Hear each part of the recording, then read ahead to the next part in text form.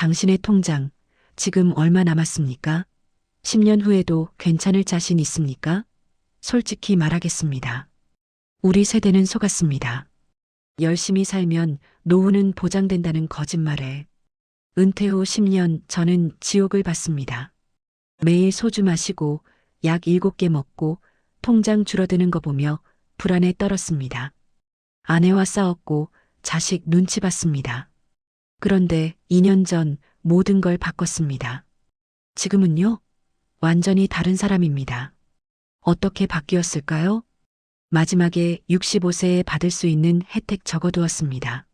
놓치지 마시고 필요하신 분은 주민센터에 꼭 찾아가셔서 혜택 받아보시길 바랍니다. 구독, 좋아요 한 번씩 눌러주시면 여러분의 노후 편안하게 사는 법이 보이실 겁니다. 정말 감사합니다. 여러분 한번 묻겠습니다. 당신의 노후 정말 괜찮으십니까? 새벽 4시 한 통의 전화가 모든 것을 바꿔놓았습니다. 전화벨이 울렸습니다. 새벽 4시였습니다. 화면에 뜬 이름은 제 고등학교 친구 민수였습니다. 40년 지기 친구가 이 시간에 전화를 할 리 없었습니다. 불길한 예감에 전화를 받았습니다. 철민아, 나 지금 병원이야. 아버지가 쓰러지셨어. 근데 철민아, 통장에 돈이 없어. 치료비가 없다고. 평생 성실하게 사셨는데 이게 뭐야? 목소리가 떨리고 있었습니다. 울고 있었습니다. 아버지는 평생 성실하게 일하셨습니다. 공무원으로 정년퇴직하셨습니다. 두 아들 대학까지 보내셨습니다. 그런데 은퇴 후 10년 모든 것이 사라졌습니다. 이 이야기가 남의 일 같으십니까? 천만에요. 바로 우리 이야기입니다. 한국 노인 10명 중 4명이 빈곤합니다. OECD 국가 중 압도적 1위입니다. 2위와도 격차가 엄청납니다. 이 나라에서 정작 우리는 왜 이렇게 불안합니까? 통계청 자료를 보십시오. 65세 이상 노인 자살률 세계 최고 수준입니다. 독거노인 156만 명, 매년 증가합니다. 노인 빈곤율 40%, 이게 2024년 대한민국 현실입니다. 제가 왜 이런 무거운 이야기로 시작했는지 아십니까? 여러분을 불안하게 만들려는 게 아닙니다. 현실을 직시하자는 겁니다. 눈 감으면 편하지만 그렇게 피하다가는 정말 돌이킬 수 없는 지경에 이릅니다.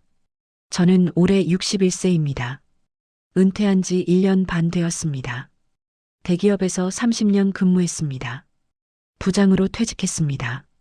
남들 보기에 성공한 삶이었습니다. 하지만 은퇴하고 나서야 알았습니다. 내가 얼마나 준비 없이 살아왔는지를요. 그날 새벽 저는 거리에서 진실을 마주했습니다. 민수 아버지 병원비를 보내고 잠이 오지 않았습니다. 새벽 5시 집을 나섰습니다. 걸어야 할 것 같았습니다. 아파트 단지를 벗어나 대로변으로 나왔습니다. 그때 봤습니다. 한 노인이 리어카를 끌고 가고 있었습니다. 80은 되어 보였습니다. 허리가 굽었습니다. 리어카에는 박스가 가득했습니다. 영하의 날씨에 낡은 점퍼 하나 걸치고 떨리는 손으로 박스를 정리하고 있었습니다. 저는 그 자리에 얼어붙었습니다. 저분도 젊었을 때는 열심히 사셨을 겁니다. 가족 위에, 가정 위에 땀 흘리셨을 겁니다. 근데 왜 저렇게 되신 걸까? 무엇이 잘못된 걸까? 집으로 돌아오는 길, 편의점 앞에서 또 한 분을 봤습니다. 70대로 보이는 할머니가 휴지를 팔고 계셨습니다. 새벽 6시였습니다. 얼굴에 주름이 깊게 패였습니다. 손은 동상으로 부어 있었습니다. 그분이 말했습니다. 하나만 사가세요. 1,000원만. 저는 10,000원을 드리고 휴지를 받았습니다. 거스름돈은 됐습니다. 그랬더니 할머니가 눈물을 글썽이셨습니다. 고맙습니다. 정말 고맙습니다. 집에 돌아와 거울을 봤습니다. 제 얼굴을 똑바로 봤습니다. 그리고 물었습니다. 나는 저렇게 되지 않을 자신이 있는가? 지금 내 준비 상태로 10년 후, 20년 후에도 당당할 수 있는가? 대답은 명확했습니다. 아니었습니다. 그날부터 제 인생이 바뀌었습니다. 아니, 제가 인생을 바꾸기로 결심했습니다. 우리가 속아서 살아온 3가지 거짓말. 첫 번째 거짓말은 이겁니다. 열심히 일하면 노후는 자동으로 보장된다. 거짓말입니다. 새빨간 거짓말입니다. 우리 세대는 이렇게 배웠습니다. 성실하게 일하고 저축하고 자식 교육시키고 집 한 채 마련하면 노후는 걱정 없다고요. 그런데 현실은 어떻습니까? 퇴직금 받아서 자식 결혼 자금 대고 손주 학원비 보태주고 부모님 병원비 드리고 나면 남는 게 뭡니까? 국민연금 받아봐야 월 80만 원입니다. 기초연금 더해봐야 110만 원입니다. 이걸로 어떻게 삽니까? 제 친구 하나는 이렇게 말했습니다. 나는 평생 성실하게 살았어. 술도 안 마시고 도박도 안 하고 바람도 안 피우고. 근데 왜 이렇게 불안해? 뭘 잘못한 거야? 잘못한 게 없습니다. 다만 속은 겁니다. 시스템에, 사회에, 그리고 우리 스스로의 안일함에 속은 겁니다. 두 번째 거짓말은 이겁니다. 자식이 있으면 노후가 든든하다. 이것도 거짓말입니다. 차라리 잔인한 환상입니다. 물론 효자, 효녀 많습니다. 부모 잘 모시는 자식들 많습니다. 하지만 현실을 보십시오. 요즘 젊은이들 자기 먹고 살기도 힘듭니다. 결혼은 사치이고 출산은 모험입니다. 집값은 천정부지이고 일자리는 불안정합니다. 그들에게 우리 노후까지 책임지라고 할 수 있습니까? 아닙니다. 우리는 그래서는 안 됩니다. 제 딸이 작년에 결혼했습니다. 사위는 대기업 다닙니다. 딸도 공무원입니다. 남들 보기에 괜찮은 부부입니다. 근데 결혼 준비하면서 들어간 돈이 얼마인지 아십니까? 전세금 대출 포함해서 3억이 넘었습니다. 그들이 저희 노후를 책임질 여력이 있을까요? 아닙니다. 저는 차라리 그들에게 짐이 되고 싶지 않습니다. 독립적으로 살고 싶습니다. 당당하게 늙고 싶습니다. 세 번째 거짓말은 이겁니다. 나이 들면 소박하게 살면 된다. 이것이 가장 위험한 거짓말입니다. 소박하게 산다는 게 뭡니까? 아프지 말라는 겁니까? 사람 만나지 말라는 겁니까? 즐거움 포기하라는 겁니까? 나이 들수록 병원비가 늘어납니다. 약값이 늘어납니다. 건강기능식품이 필요합니다. 문화생활도 필요합니다. 친구 만나 차 한 잔, 밥 한 끼도 필요합니다. 소박하게 살자는 말은 결국 초라하게 살라는 말과 같습니다. 우리는 그렇게 살기 위해 평생 일한 게 아닙니다. 제가 깨달은 잔인한 진실 3가지. 첫 번째, 돈이 전부는 아니지만 돈 없이는 아무것도 아닙니다. 사랑, 건강, 행복 다 중요합니다. 하지만 돈 없으면 이 모든 게 흔들립니다. 아프면 어떻게 됩니까? 돈이 있으면 좋은 병원 가고 좋은 약 먹고 좋은 치료 받습니다. 돈 없으면 참습니다. 버팁니다. 악화됩니다. 외롭습니다. 돈이 있으면 문화센터 다니고 취미 생활하고 여행 갑니다. 돈 없으면 집에 틀어박힙니다. TV만 봅니다. 우울해집니다. 저는 은퇴 후 처음 6개월 돈 쓰는 게 무서워서 집에만 있었습니다. 친구들 만나자고 해도 거절했습니다. 골프, 당구, 다 돈 드는 일이었습니다. 그러다 보니 사람들이 안 부르기 시작했습니다. 전화가 끊겼습니다. 고립되었습니다. 그때 깨달았습니다. 돈을 아끼려다가 관계를 잃고 건강을 잃고 삶의 의미를 잃어가고 있다는 것을요. 진실 2번째, 건강은 돈으로도 못 사지만 돈 없으면 건강도 지킬 수 없습니다. 제 직장 선배 하나가 있습니다. 5년 전 은퇴했습니다. 건강하셨습니다. 등산도 다니시고 수영도 하셨습니다. 그런데 2년 전 무릎이 아프기 시작했습니다. 병원에서 인공관절 수술을 권했습니다. 비용이 1,000만 원쯤 든다고 했습니다. 건강보험 적용해도 300만 원은 내야 한다고 했습니다. 선배는 아깝다고 미뤘습니다. 지금 선배는 지팡이 없이 못 걷습니다. 통증 때문에 밤에 잠도 못 잡니다. 수술 시기를 놓쳐서 이제는 더 복잡하고 비싼 수술이 필요하다고 합니다. 그때 했어야 했는데 300만 원 아끼려다 인생을 망쳤어.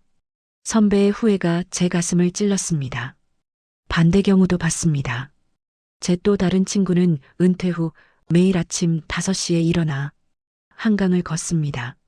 주 3회 헬스장 갑니다. 식단 관리합니다. 덕분에 70세인데 50대처럼 보입니다. 나 약값 한 푼도 안 써. 병원도 안 가.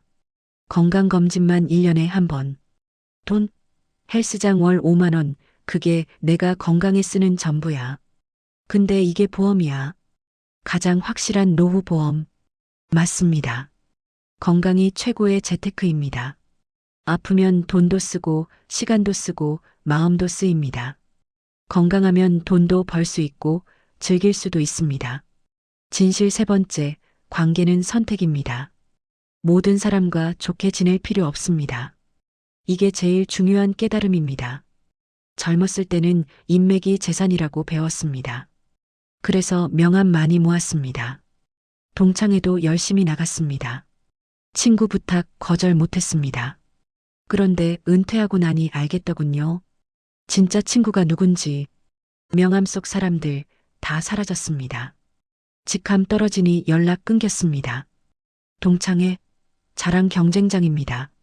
누가 더 성공했나, 누구 자식이 더 잘 됐나, 그런 이야기만 합니다. 저는 결단했습니다. 이제는 관계를 정리하겠다고. 에너지 빨아먹는 사람 끊었습니다. 만날 때마다 불평하는 사람 거리뒀습니다. 자기 자랑만 하는 사람 안 만났습니다. 빌려간 돈 안 갚는 사람 잊었습니다. 대신 진짜 친구를 챙겼습니다. 어려울 때 전화하는 친구, 웃음을 주는 친구, 솔직한 친구, 이런 친구들만 남겼습니다. 결과가 어떻게 됐는지 아십니까? 행복해졌습니다. 스트레스가 줄었습니다. 만남의 질이 높아졌습니다. 친구는 숫자가 아닙니다. 질입니다. 100명의 아는 사람보다 1명의 진짜 친구가 낫습니다. 저는 이렇게 바꿨습니다. 제가 그날 새벽 이후 실천한 것들을 말씀드리겠습니다. 거창한 게 아닙니다. 누구나 할 수 있는 것들입니다. 돈 관리부터 시작했습니다. 은퇴 후 통장을 4개로 나눴습니다. 생활비 통장, 비상금 통장, 투자 통장, 용돈 통장. 이렇게 4개입니다. 생활비 통장에는 매달 쓸 돈만 넣습니다. 200만 원입니다. 집세, 관리비, 식비, 교통비, 통신비, 이런 고정비가 여기서 나갑니다. 이 돈은 절대 건드리지 않습니다. 비상금 통장에는 3천만 원 넣어뒀습니다. 급하게 목돈 필요할 때, 병원비 들어갈 때 여기서 씁니다. 이 통장은 진짜 비상시에만 엽니다. 투자 통장에는 여유 자금을 넣어둡니다. 안전한 것만 합니다. 예금, 적금, 배당주 조금. 큰 돈 벌려고 하지 않습니다. 원금만 지키면서 조금씩 불리는 게 목표입니다. 용돈 통장이 중요합니다. 여기에는 한 달에 30만 원씩 넣습니다. 이 돈은 마음대로 씁니다. 친구 만나서 밥 먹고, 책 사고, 영화 보고, 취미 생활합니다. 죄책감 없이 씁니다. 왜 이렇게 나눴냐고요? 심리적 안정감 때문입니다. 돈 쓸 때마다 불안하면 삶의 질이 떨어집니다. 하지만 이렇게 나눠 놓으면 각 통장의 역할이 명확합니다. 생활비는 생활비로, 용돈은 용돈으로 쓰면서도 마음이 편합니다. 다음은 지출 줄이기입니다. 저는 차를 팔았습니다. 은퇴 후 6개월 만에 결정했습니다. 차 유지비가 한 달에 40만 원 들었습니다. 보험료, 유류비, 주차비, 세금, 정비비. 계산해 보니 1년에 500만 원이었습니다. 차 팔고 대중교통 이용합니다. 65세 이상 지하철 무료입니다. 버스도 할인됩니다. 걷는 시간이 늘었습니다. 건강도 좋아졌습니다. 1년에 500만 원 아낍니다. 처음에는 자존심 상했습니다. 차도 없는 늙은이 같았습니다. 하지만 지금은 아무렇지 않습니다. 차 운전하다 사고 나는 노인 뉴스 볼 때마다 안도합니다. 잘한 결정이었습니다. 통신비도 줄였습니다. 요금제를 바꿨습니다. 월 7만 원에서 3만 원으로 줄였습니다. 데이터 무제한 필요 없습니다. 집에 와이파이 있습니다. 밖에서는 전화만 하면 됩니다. 구독 서비스도 정리했습니다. 넷플릭스, 유튜브 프리미엄, 신문 구독 다 끊었습니다. 필요하면 그때그때 보면 됩니다. 한 달에 3만 원 아낍니다. 작은 돈이라고요? 아닙니다. 월 50만 원 줄이면 1년에 600만 원입니다. 10년이면 6천만 원입니다. 이자까지 붙으면 7천만 원 넘습니다. 작은 돈이 아닙니다. 건강 관리는 더 철저하게 했습니다. 매일 아침 6시에 일어납니다. 물 한 잔 마시고 스트레칭 10분 합니다. 그리고 밖으로 나갑니다. 한강까지 걸어갑니다. 왕복 5km입니다. 1시간 20분 걸립니다. 비 오나 눈 오나 갑니다. 처음에는 힘들었습니다. 추웠습니다. 귀찮았습니다. 하지만 3개월 하니 습관이 됐습니다. 이제는 안 가면 몸이 찌뿌둥합니다. 변화가 놀랍습니다. 체중이 7kg 줄었습니다. 혈압이 정상으로 돌아왔습니다. 혈당도 내려갔습니다. 무릎도 안 아픕니다. 숨도 안 찹니다. 의사가 말했습니다. 약 줄여도 되겠네요. 이렇게 관리 잘하시는 분 드뭅니다. 약값 월 10만 원 줄었습니다. 돈도 아끼고 건강도 좋아졌습니다. 일석이조입니다. 식단도 바꿨습니다. 아내와 상의해서 일주일 메뉴를 짰습니다. 채소 위주로 먹습니다.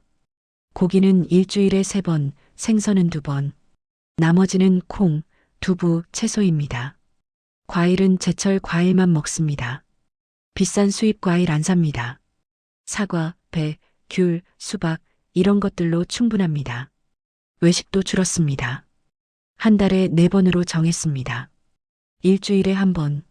그것도 고급 식당 안 갑니다. 동네 맛집, 백반집 갑니다. 10,000원이면 푸짐하게 먹습니다. 관계 정리는 가장 중요한 변화였습니다. 동창회를 정리했습니다. 70명 단톡방에서 나왔습니다. 만날 때마다 스트레스였습니다. 누가 더 성공했나 비교하고, 누구는 돈 많다고 부러워하고, 정치 이야기하며 싸우고, 형들, 저 이제 나이 들어서 피곤합니다. 만나고 싶은 사람만 따로 만나겠습니다. 이렇게 말하고 나왔습니다.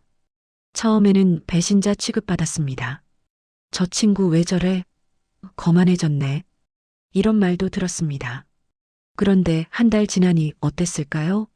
아무도 신경 안 썼습니다. 저 없어도 동창회는 잘 돌아갔습니다.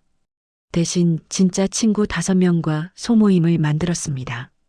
한 달에 1번 만납니다. 조용한 카페에서 차 마시며 이야기합니다. 자랑하지 않습니다. 비교하지 않습니다. 솔직하게 이야기합니다. 요즘 외로워. 나도 그래. 우리 나이에 다들 그렇지 뭐. 이런 대화를 나눕니다. 위로가 됩니다. 공감이 됩니다. 이게 진짜 친구입니다. 친척 모임도 줄였습니다. 명절 때만 갑니다. 돌아가며 집에서 하던 제사도 간소화했습니다. 형제들과 상의해서 외부 장소에서 간단히 지냅니다. 우리 세대에서 끊읍시다. 자식들에게 이런 부담 물려주지 맙시다. 형제들도 동의했습니다. 큰 부담이 덜어졌습니다. 새로운 수입원을 만들었습니다. 은퇴 후 가장 큰 고민이 뭔지 아십니까? 시간입니다. 그리고 수입입니다. 40년 직장 생활하다 은퇴하면 갑자기 시간이 넘칩니다. 아침에 일어나도 갈 곳이 없습니다. 할 일이 없습니다. 그러다 보면 무기력해집니다. 수입은 연금밖에 없습니다. 국민연금 월 80만 원, 퇴직연금 월 60만 원, 합쳐서 140만 원입니다. 부부가 살기에 빠듯합니다. 특별한 일 생기면 바로 적자입니다. 그래서 저는 결심했습니다. 작게라도 벌어야겠다고. 처음 시도한 건 아르바이트였습니다. 편의점, 경비, 청소, 이런 일들을 알아봤습니다. 하지만 마음이 편치 않았습니다. 평생 관리자로 일하다가 이런 일을 한다는 게 솔직히 자존심 상했습니다.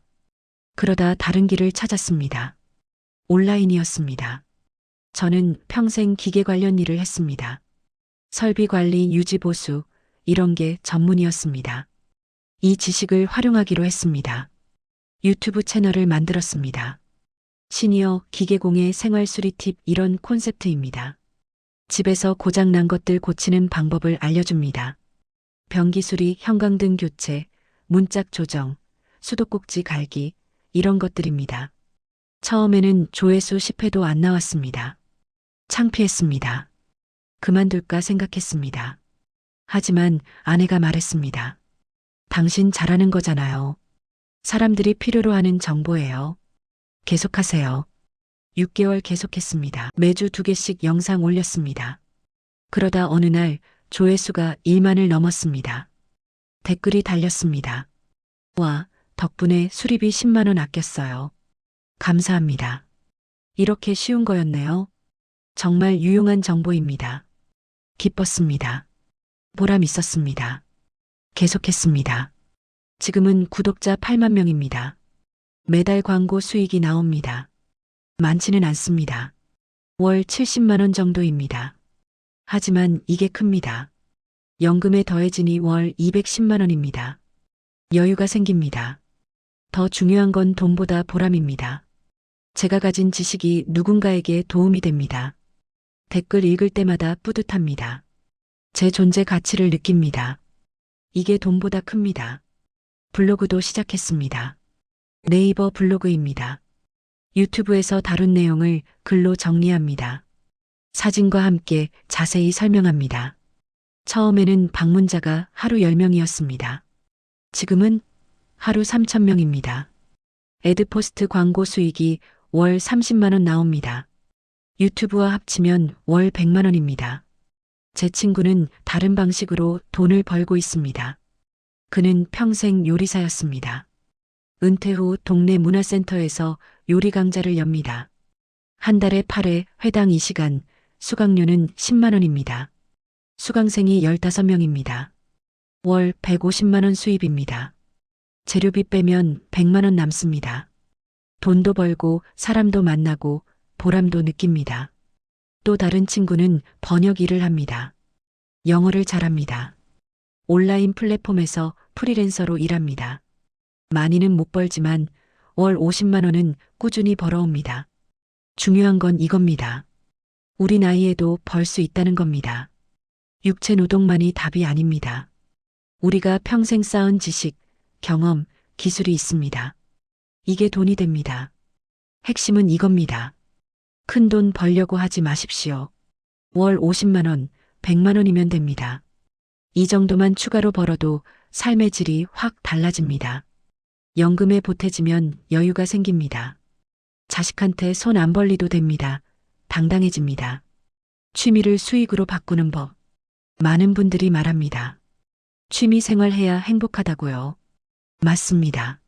하지만 저는 한 발 더 나아갑니다. 취미로 돈을 버십시오. 제 아내 이야기를 하겠습니다. 아내는 뜨개질을 좋아합니다. 젊었을 때부터 했습니다. 스웨터, 목도리, 모자, 뭐든지 뜹니다. 솜씨가 좋습니다. 은퇴 후 시간이 많아지니 더 열심히 했습니다. 그런데 문제가 생겼습니다. 집에 뜨개질 작품이 쌓였습니다. 친척, 친구들 다 줘도 남습니다. 제가 제안했습니다. 여보, 이거 팔아봐요. 돈이 될 거예요. 아내가 웃었습니다. 이걸 누가 사요? 그냥 취미인데. 하지만 제가 설득했습니다. 아내 작품 사진 찍어서 당근마켓에 올렸습니다. 가격은 싸게 책정했습니다.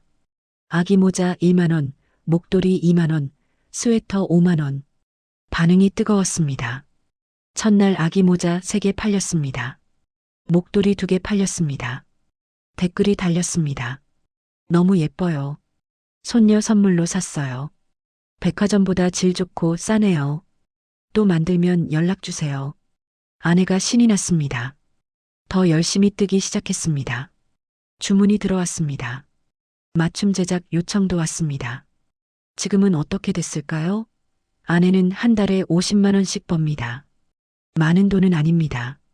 하지만 아내는 행복합니다. 취미로 돈을 벌고 인정받고 보람을 느낍니다. 여보, 내가 이 나이에 돈을 벌다니. 누가 내 작품을 사준다니. 이게 얼마나 기쁜지 몰라요. 아내의 얼굴이 밝아졌습니다. 자신감이 생겼습니다.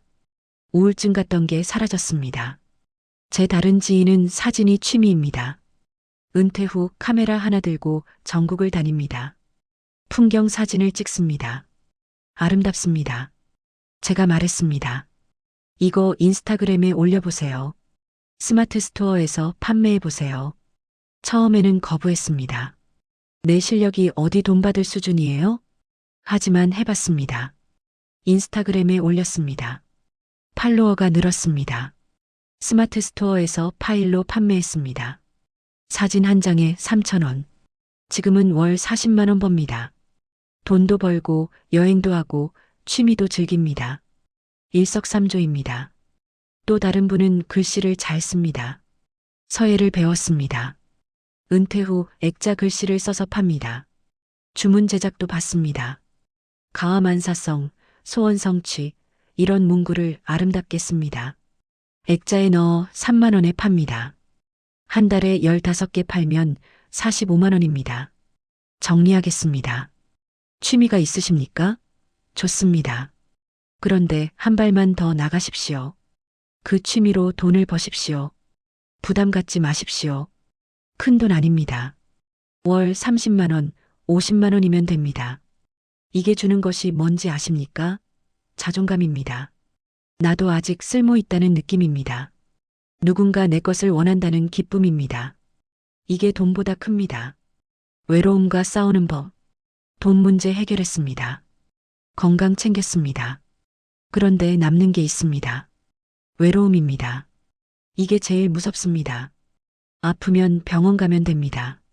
돈 없으면 아끼면 됩니다. 그런데 외로움은 어디 가서 치료받습니까? 은퇴 후 6개월 저는 극심한 외로움에 시달렸습니다. 40년간 매일 만나던 동료들이 사라졌습니다. 전화도 안 합니다. 문자도 없습니다. 처음에는 섭섭했습니다. 이 사람들이 날 이렇게 쉽게 잊나? 했습니다. 하지만 깨달았습니다. 그들도 바쁩니다. 그들에게는 제가 이미 과거입니다. 섭섭해할 일이 아닙니다. 현실입니다. 자식들도 바쁩니다. 딸은 일주일에 한 번 전화합니다. 아들은 2주에 한 번 옵니다. 이것도 자주 오는 편입니다. 친구들 이야기 들으면 한 달에 한 번도 못 보는 사람 많습니다. 그러면 어떻게 합니까? 혼자입니다. 아내와 둘이입니다. 그런데 아내도 할 일 있습니다. 친구도 만나야 하고 취미 생활도 해야 합니다. 하루 종일 붙어 있을 수 없습니다. 외로움이 밀려왔습니다. 특히 저녁 시간이 힘들었습니다. TV 켜도 재미없습니다. 뉴스는 우울합니다. 드라마는 젊은이들 이야기입니다. 예능은 시끄럽습니다. 혼자 소주 한 잔 했습니다. 2잔 했습니다. 매일 마셨습니다. 위험한 신호였습니다. 아내가 말했습니다. 당신 이러다 알코올 중독됩니다. 뭔가 해야 해요. 맞았습니다. 변해야 했습니다. 첫 번째로 한 게 독서 모임입니다. 동네 도서관에서 하는 시니어 독서 모임에 가입했습니다. 한 달에 2번 모여서 책 이야기를 나눕니다. 처음에는 어색했습니다. 모르는 사람들이었습니다. 책도 오랜만에 읽었습니다. 그런데 회를 거듭할수록 좋았습니다. 책을 읽으니 생각이 정리됐습니다. 사람들과 이야기하니 위로가 됐습니다. 다들 비슷한 고민을 합니다. 외로움, 무기력함, 불안함. 혼자가 아니었습니다. 친구도 생겼습니다. 비슷한 나이의 남자 2명과 친해졌습니다. 독서 모임 끝나고 커피 마시며 이야기합니다. 솔직하게 이야기합니다. 은퇴 후 힘든 점, 부부관계, 자식 걱정, 건강 문제 다 털어놓습니다. 위로가 됩니다. 나만 그런 게 아니구나. 다들 힘들구나. 이걸 아는 것만으로도 힘이 됩니다. 2번째로 한 게 봉사활동입니다. 동네 복지관에서 무료급식 봉사를 합니다. 일주일에 한 번, 수요일 오전입니다. 처음에는 부담스러웠습니다. 내가 봉사를 받아야 할 처지인데 봉사를 한다고? 했습니다. 하지만 가보니 달랐습니다. 저보다 어려운 분들이 많았습니다. 혼자 사시는 80대 할머니들, 몸이 불편한 할아버지들. 그분들을 보니 제가 얼마나 감사해야 하는지 알았습니다. 배식하면서 인사합니다. 맛있게 드세요. 건강하세요. 그러면 할머니들이 웃으십니다. 고맙습니다, 아들. 그 미소가 저를 치유합니다. 제가 누군가에게 필요한 사람이라는 걸 느낍니다. 외로움이 줄어듭니다. 세 번째로 한 게 운동 모임입니다. 아침에 한강 걷는데 같은 시간에 걷는 사람들이 있습니다. 자연스럽게 인사하게 됐습니다. 안녕하세요. 좋은 아침입니다. 그러다 같이 걷게 됐습니다. 5명입니다. 다 비슷한 나이입니다. 매일 아침 6시 30분에 만납니다. 5km 걷습니다. 걸으면서 이야기합니다. 특별한 이야기 안 합니다. 날씨, 건강, 어제 본 뉴스, 이런 것들입니다. 그런데 이게 좋습니다. 부담 없습니다. 매일 보니 가족 같습니다. 비 오는 날도 나갑니다. 눈 오는 날도 나갑니다. 왜냐고요? 친구들이 기다립니다. 오늘 안 나오면 걱정된다고 합니다. 저도 그들이 안 나오면 걱정됩니다. 전화합니다. 괜찮으세요? 이게 관계입니다. 서로 챙깁니다. 의지합니다. 외로움이 사라집니다. 네 번째는 온라인 활동입니다. 저는 유튜브, 블로그 하면서 댓글로 많은 사람을 만납니다. 직접 만나지는 못하지만 소통합니다. 선생님 영상 덕분에 수리 성공했어요. 오늘도 좋은 정보 감사합니다. 이런 댓글이 힘이 됩니다. 댓글 답니다. 도움이 되었다니 기쁩니다. 항상 건강하세요. 온라인이지만 연결되어 있습니다. 누군가 제 영상을 기다립니다. 제가 올리지 않으면 댓글이 달립니다. 선생님 요즘 영상 안 올리시네요. 괜찮으세요? 이게 관계입니다. 물리적 거리는 멀어도 마음은 가깝습니다. 외로움과 싸우는 핵심은 이겁니다. 연결되어 있어야 합니다. 사람과 세상과 무언가와 연결되어야 합니다. 그게 독서든 봉사든 운동이든 온라인이든 상관없습니다. 집에 혼자 있으면 외롭습니다. 나가십시오. 사람을 만나십시오. 뭐라도 하십시오. 움직이십시오. 외로움은 정지된 삶에서 옵니다. 움직이는 삶에는 외로움이 비집고 들어올 틈이 없습니다. 부부관계 다시 만들어가기. 은퇴 후 가장 큰 변화가 뭔지 아십니까? 부부가 하루 종일 같이 있게 됩니다.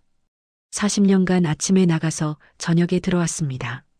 주말에만 같이 있었습니다. 그런데 은퇴하니 하루 24시간 같이 있습니다. 365일 같이 있습니다. 처음에는 좋았습니다. 이제 아내랑 많은 시간 보낼 수 있겠다 했습니다. 그런데 한 달 지나니 답답했습니다. 서로 부딪혔습니다. 제가 거실에 있으면 아내가 눈치를 줍니다. 거기서 뭐해요? TV만 보지 말고 뭐 좀 해요.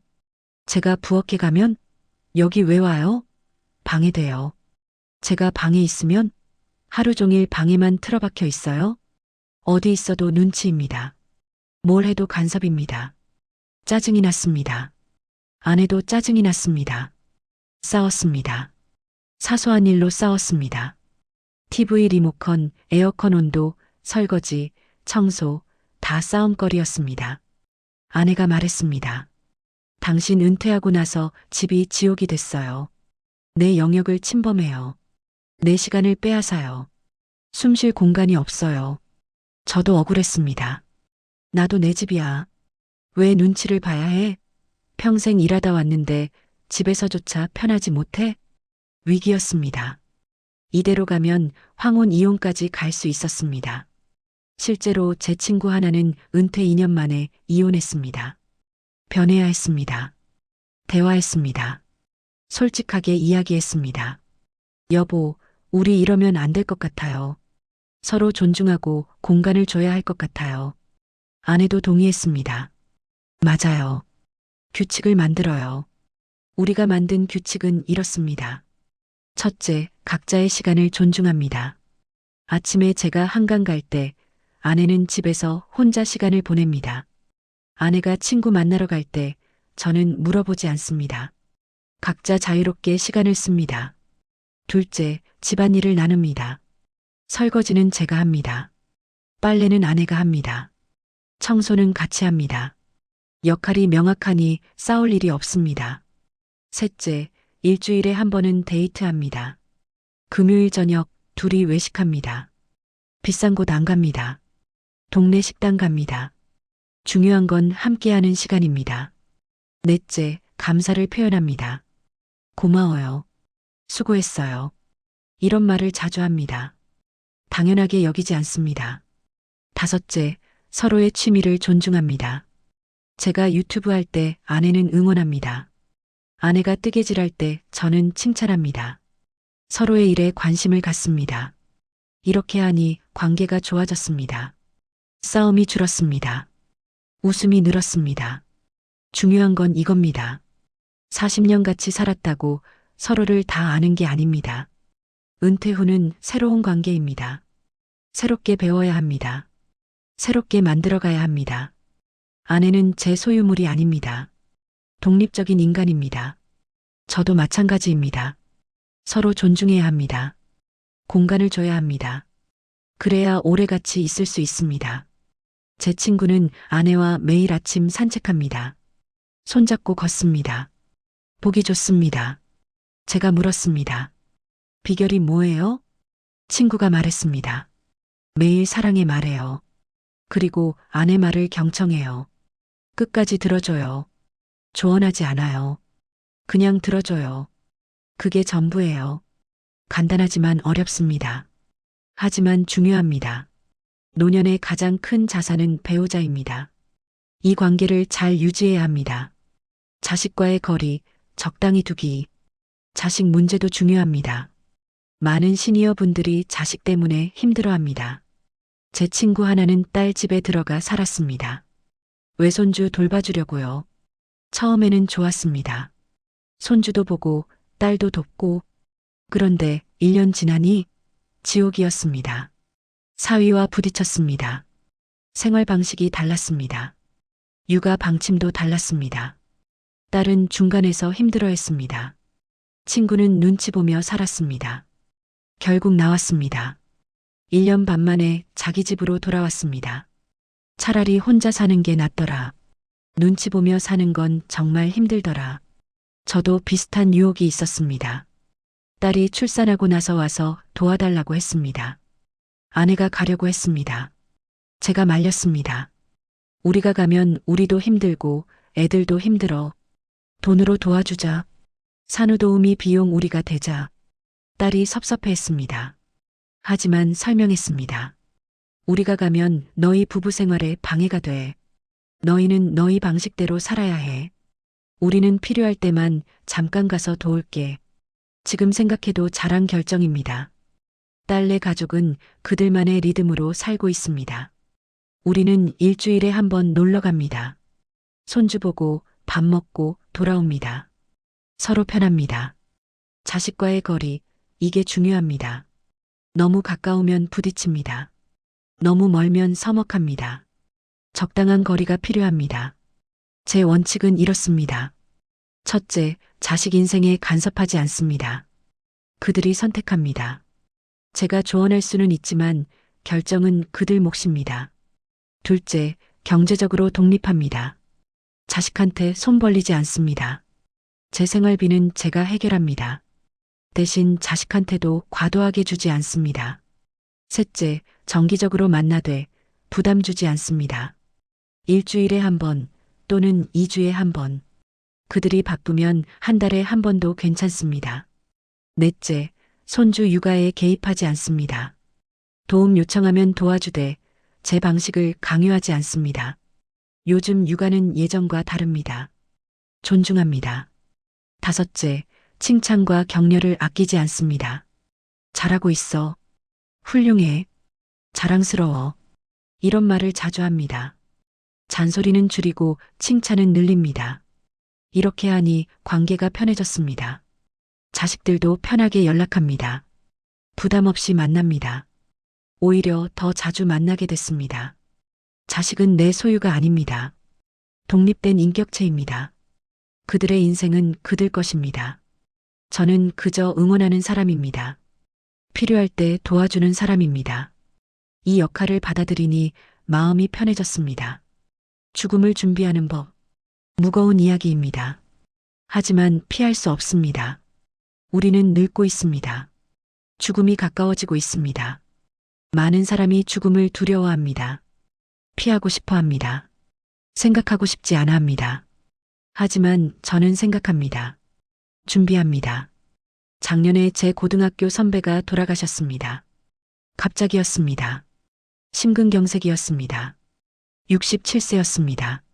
장례식장에 갔습니다. 유족들이 혼란스러워했습니다. 고인의 유언이 없었습니다. 재산 정리가 안 돼 있었습니다. 장례 방식도 모호했습니다. 형제들끼리 의견이 엇갈렸습니다. 그 모습을 보며 생각했습니다. 나는 저렇게 하지 말아야겠다. 집에 와서 아내와 이야기했습니다. 여보, 우리도 죽음을 준비합시다. 아내가 놀랐습니다. 갑자기 무슨 소리예요? 불길해요. 설득했습니다. 불길한 게 아니라 현실이에요. 우리 나이면 준비해야 해요. 자식들한테 짐 되지 말아요. 아내도 동의했습니다. 우리가 한 일은 이렇습니다. 첫째, 유언장을 작성했습니다. 공증받았습니다. 재산을 어떻게 나눌지 명확히 했습니다. 장례 방식도 적었습니다. 간소하게 해달라고요. 3일장, 화장, 수목장 이렇게 적었습니다. 둘째, 통장을 정리했습니다. 계좌를 통합했습니다. 자식들도 알 수 있게 정리했습니다. 비밀번호도 봉투에 넣어 금고에 보관했습니다. 우리 중 하나라도 문제 생기면 이거 열어봐요. 아내에게 말했습니다. 셋째, 보험을 점검했습니다. 필요 없는 보험은 해지했습니다. 실손보험, 암보험, 종신보험만 남겼습니다. 수익자를 명확히 했습니다. 넷째, 장례 비용을 따로 모았습니다. 3천만 원입니다. 장례비, 상조비, 기타 비용. 이 돈은 건드리지 않습니다. 자식들이 장례 때문에 돈 걱정 안 하도록. 다섯째, 자식들과 이야기했습니다. 불편하지만 필요한 대화였습니다. 아빠, 엄마가 나중에 돌아가시면 이렇게 해달라. 유언장이 여기 있다. 장례는 간소하게. 돈은 이렇게 나눠라. 처음에는 자식들이 눈물을 글썽였습니다. 아빠, 그런 말씀하지 마세요. 하지만 단호하게 말했습니다. 이건 현실이야. 미리 정리해야 너희도 편해. 여섯째, 사전 연명 의료 의향서를 작성했습니다. 병원에서 했습니다. 연명 치료 거부, 존엄사 선택. 제 의지를 명확히 했습니다. 나는 기계에 의존하며 살고 싶지 않아. 자연스럽게 가고 싶어. 자식들한테 짐 되고 싶지 않아. 일곱째, 버킷리스트를 만들었습니다. 죽기 전에 하고 싶은 일들. 크지 않습니다. 가족여행, 옛 친구 만나기, 손주 성장 지켜보기, 아내와 제주도 한 달 살기. 이런 것들입니다.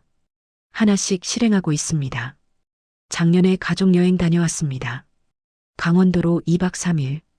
비용은 제가 댔습니다. 손주들 행복해 했습니다. 사진도 많이 찍었습니다. 추억이 됐습니다. 올해는 옛 친구들을 만나고 있습니다. 30년 못 본 친구도 만났습니다. 군대 동기도 만났습니다. 회상했습니다.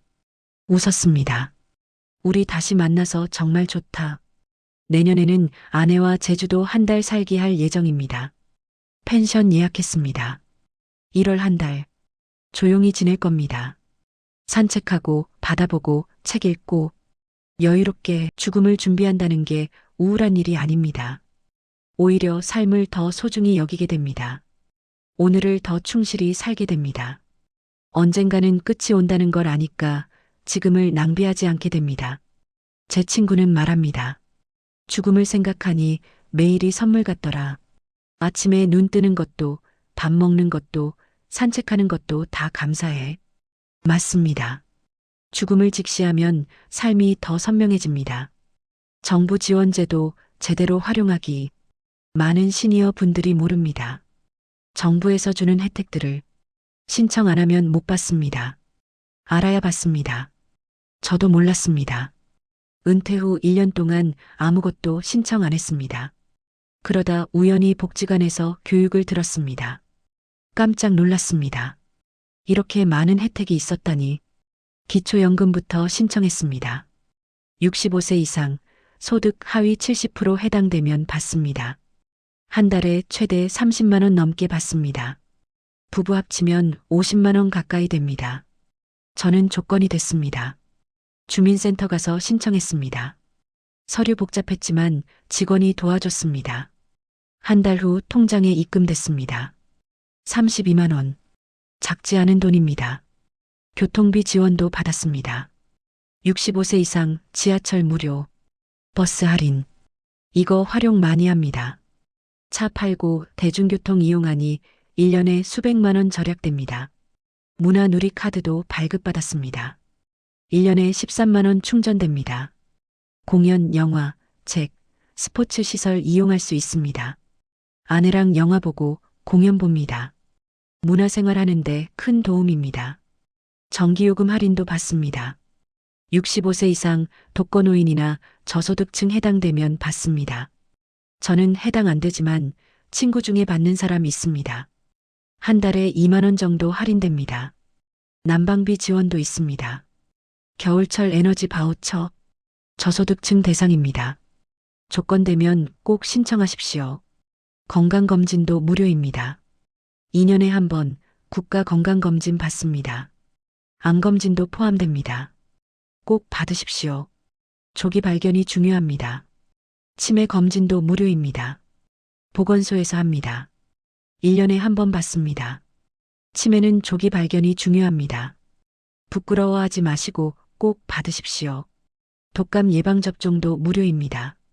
65세 이상 무료. 매년 가을에 보건소나 병원에서 맞습니다. 감기로 고생하지 마십시오. 일자리 지원 사업도 있습니다.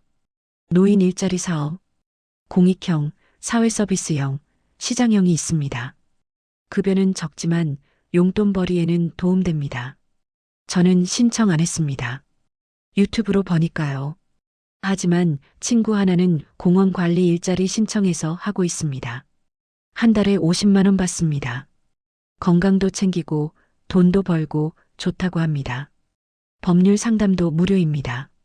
대한법률구조공단에서 상담받을 수 있습니다. 저는 상속 문제로 상담받았습니다. 도움 많이 됐습니다. 이 모든 정보 어디서 얻느냐고요? 주민센터 가십시오.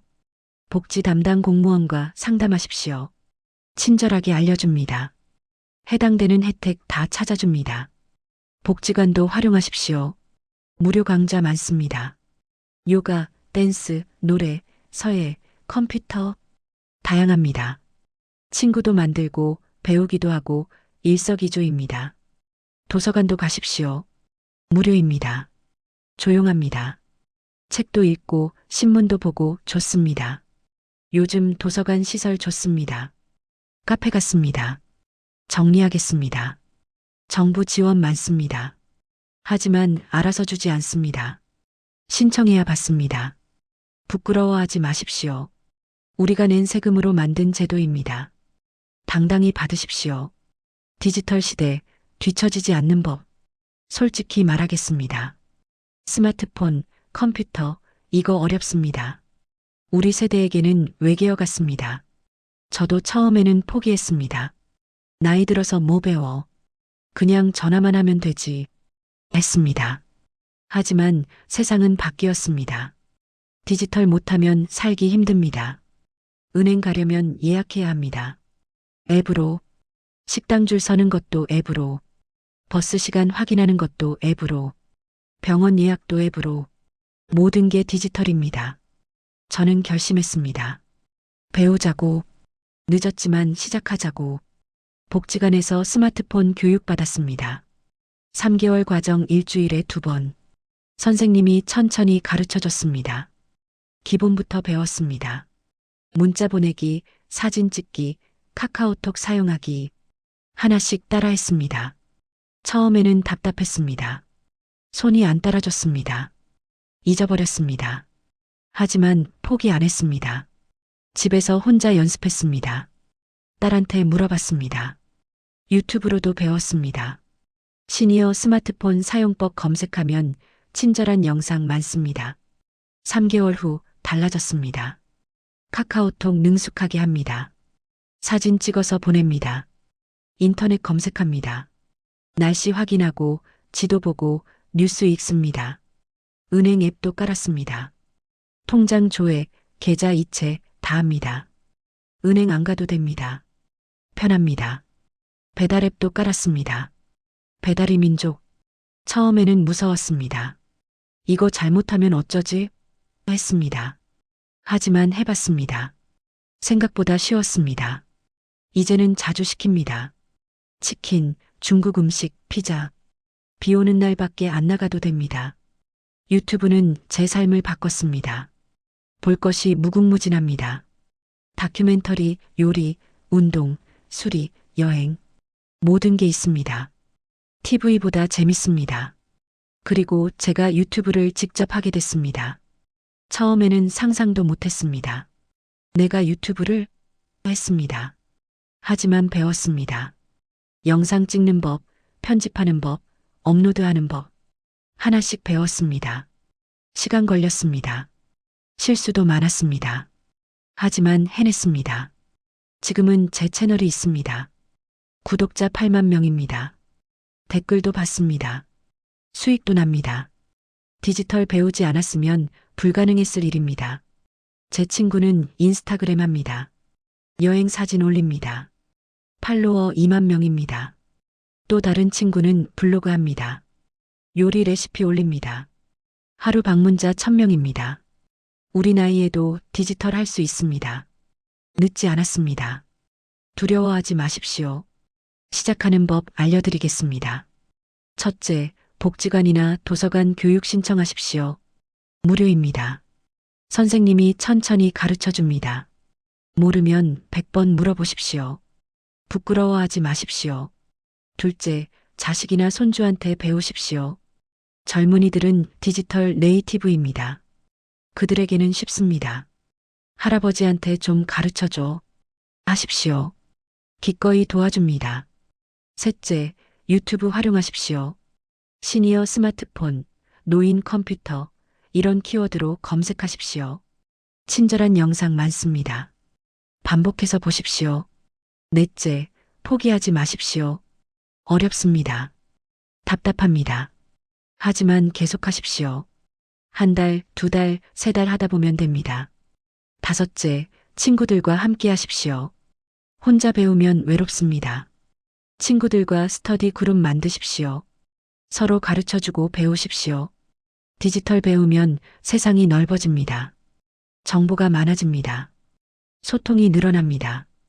외로움이 줄어듭니다. 수입도 생길 수 있습니다. 나이 들어서 뭘 배워라고 하지 마십시오. 배움에는 나이가 없습니다. 우리 세대도 배울 수 있습니다.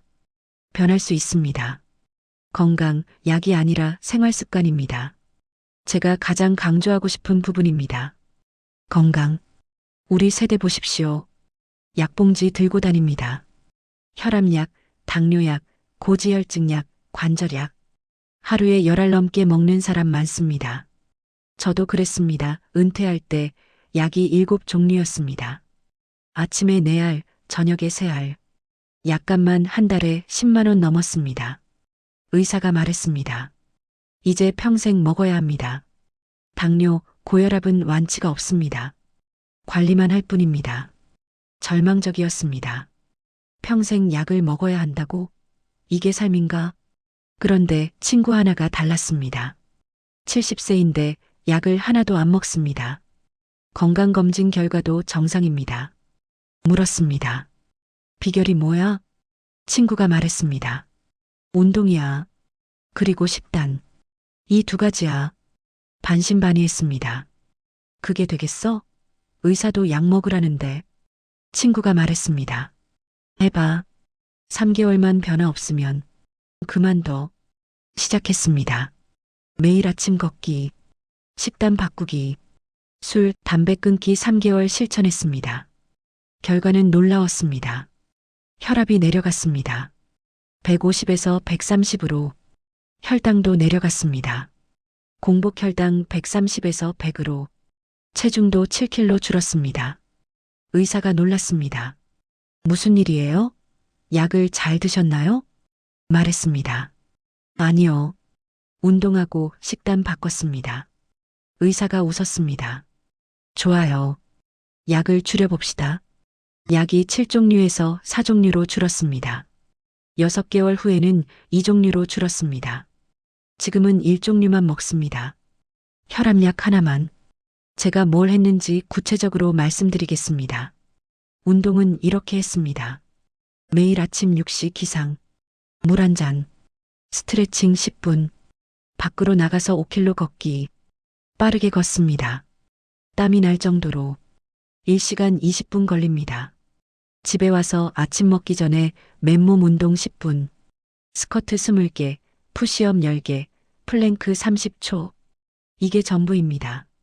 특별한 거 없습니다. 일주일에 3번은 헬스장 갑니다. 근력 운동합니다. 무거운 거 안 듭니다. 가벼운 무게로 많이 반복합니다. 1시간 운동하고 옵니다. 식단은 이렇게 바꿨습니다. 아침은 꼭 먹습니다. 밥 한 공기, 국, 채소 반찬, 김치. 간단하게. 과식 안 합니다. 점심은 백반 먹습니다. 밖에서 먹거나 집에서 먹습니다. 역시 채소 위주. 고기는 손바닥만큼. 밥은 반 공기. 저녁은 가볍게 먹습니다. 밥, 반 공기, 국, 채소. 6시 전에 먹습니다. 저녁 늦게 먹으면 소화 안 되고 살찝니다. 간식은 과일입니다. 사과, 배, 귤. 제철 과일만. 과자, 빵, 라면 끊었습니다. 처음에는 힘들었습니다. 하지만 한 달 지나니 안 당깁니다. 술은 완전히 끊었습니다. 전에는 매일 소주 반 병씩 마셨습니다.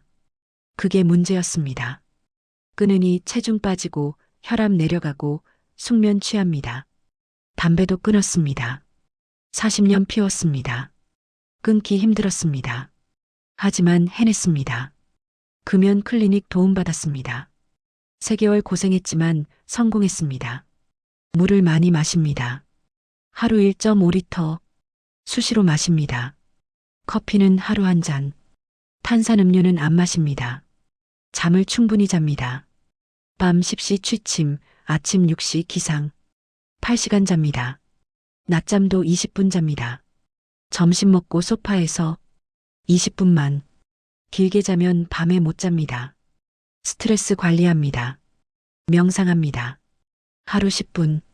아침에 걷기 전에 조용히 앉아서 호흡에 집중합니다. 생각을 비웁니다. 마음이 편안해집니다. 이렇게 1년 실천했습니다. 결과는 놀랍습니다. 약은 거의 안 먹습니다. 병원도 거의 안 갑니다. 몸이 가볍습니다. 기운이 납니다. 우울하지 않습니다. 제 친구들도 똑같이 했습니다. 비슷한 결과 나왔습니다. 약 줄었습니다. 건강 좋아졌습니다. 핵심은 이겁니다. 건강은 약으로 지키는 게 아닙니다. 생활 습관으로 지킵니다. 운동, 식단, 수면, 스트레스 관리. 이 4가지입니다. 약은 증상만 억제합니다. 근본 원인은 안 고칩니다. 생활 습관이 원인을 고칩니다. 의사들도 인정합니다. 운동과 식단 관리가 어떤 약보다 효과적입니다. 하지만 사람들이 안 합니다. 힘들으니까요. 맞습니다. 힘듭니다. 처음 한 달은 지옥입니다. 하지만 한 달 지나면 습관이 됩니다. 3개월 지나면 안 하는 게 더 이상합니다. 지금 시작하십시오. 내일부터가 아니라 오늘부터 작게 시작하십시오.